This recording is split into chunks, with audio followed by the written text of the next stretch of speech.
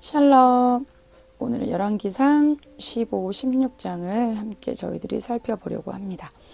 근데 그에 앞서서 저희가 잠깐 리뷰를 한번 해볼게요. 솔로몬이 이방의 많은 여인들과 결혼을 하게 되면서 우상 숭배의 죄를 범하게 되죠. 그로 인하여서 이스라엘은 남유다와 북이스라엘 두 나라로 나뉘어지게 됩니다. 남유다는 유다 지파와 베냐민 지파를 중심으로 해서 세워져 운영이 됐는데 르호보암이 왕이 된 거고요. 북이스라엘 나머지 10지파 중심으로 해서 여로보암이 왕이 됩니다. 여로보암은 어떤 왕일까요? 하나님 앞에 우상 숭배의 길을 걸어간 왕입니다. 이렇게 보면 남유다에는 20명의 왕이 있었고요. 북이스라엘은 19명의 왕이 있었어요. 남유다 왕은요, 계속 다윗 왕가에서 이렇게 왕들이 이어지게 되는데, 북이스라엘은요, 계속 반란해서 수많은 왕들이 생기게 돼요. 그러니까 한 혈통이, 한 가문이 아니었다라는 거죠. 혼란한 시기를 겪게 돼요. 자, 이제 15장에 한번 들어가 봅시다. 15장은 남유다 두 왕을 소개합니다. 아비암과 아사입니다. 아비암은 3년, 아사는 41년 오랫동안 통치를 하게 되죠. 남유다 왕의 이런 계보를 보게 되면 꼭 어머니의 이름이 등장하는 경우가 많습니다. 그만큼 이스라엘은 어머니의 신앙이 굉장히 아들에게 영향을 미친다라는 것을 말해요. 아비암의 어머니 마아가는 압살롬 왕자의 손녀로 보입니다. 아버지가 굉장히 사랑했던 여인이었던 것 같아요. 이 아비암 역시 르호보암의 길을 따라가죠. 하나님께서 기뻐하시지 않는 죄의 길, 죄 짓는 길, 우상 숭배의 길을 가게 돼요. 그럼에도 하나님은 다윗 왕의 약속을 기억하여서 계속 왕위가 이어지게 하고 예루살렘 성을 보호해 주십니다. 지켜주십니다. 다윗 왕이 끊임없이 이스라엘에 영향을 미쳤다라는 것을 알고 되는 거죠. 3대 왕 아사는 41년 동안 나라를 다스리게 되는데, 아사는 그래도 하나님 앞에서 기록될 때 참 선왕, 좋은 왕으로 기록됩니다. 왜냐하면 그는 10년 동안 종교 개혁을 해요. 이스라엘이 이 종교 신앙에 문제가 생겼다는 거예요. 우상 숭배로 인하여서 그들이 하나님의 기준에 떠났다는 거죠. 그래서 다시 우상 숭배를 제거하고 이스라엘 남유다 모든 백성들이 하나님의 말씀에 따라 살 수 있도록 하죠.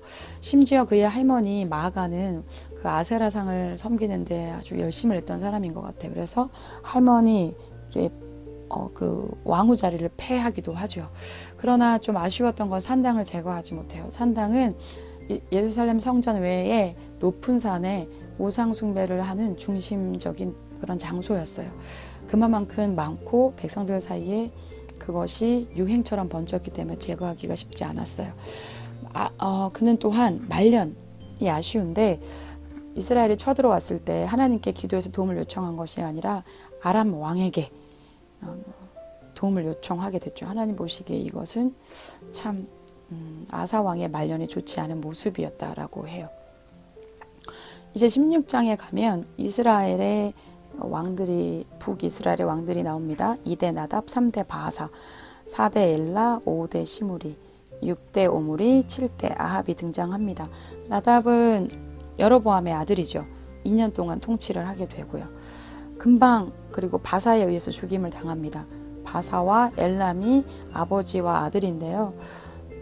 이 바사는 24년 동안 왕이 되는데, 이 바사가 참 이 북이스라엘에게 참 악을 또 저지르죠. 사람들을 강요해서 우상숭배를 더 많이 할 수 있도록 하게 돼요. 그러니 하나님이 기뻐하시지 않으셨기 때문에 선지자 예후를 통하여서 너희 가문이 죽임을 당할 것이라는 예언을 받습니다.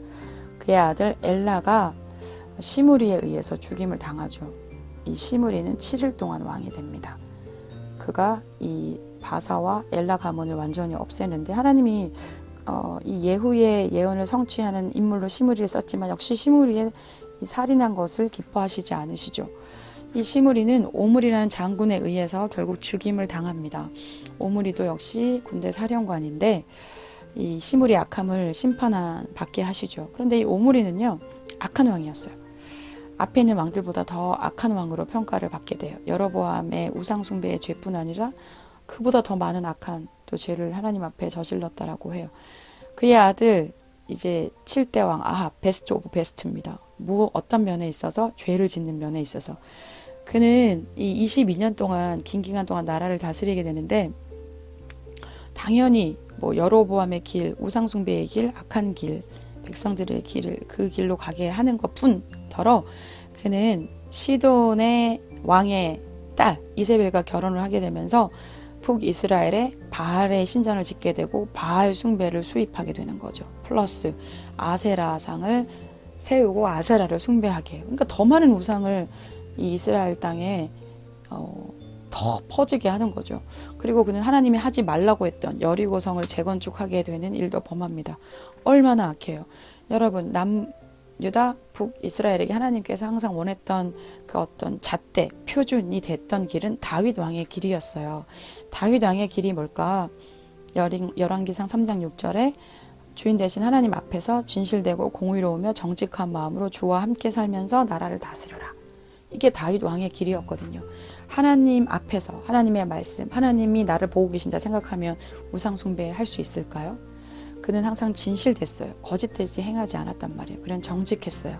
자기가 왕임에도 불구하고 죄를 지으면 하나님 앞에 그 죄를 회개했다라는 거예요. 그는 하나님께서 의롭다, 옳게 여기는 것을 행하기를 너무너무 기뻐하고 그렇게 했다라는 거예요.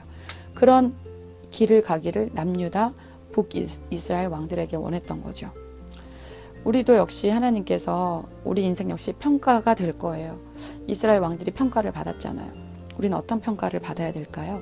하나님을 사랑했고 하나님 말씀대로 살기 위해 하나님 앞에 기도했고 그래서 하나님의 기쁨이 되었다. 여러분은 어떤 평가를 받기 원하나요? 나와 여러분이 다윗 왕의 길로 가면서 하나님 앞에 참 신앙 면에서나 또 어떤 인격 면에서나 우리 맡은 면에 있어서나 청지기와 같이 하나님을 기쁘게 하는 사람이 됩시다.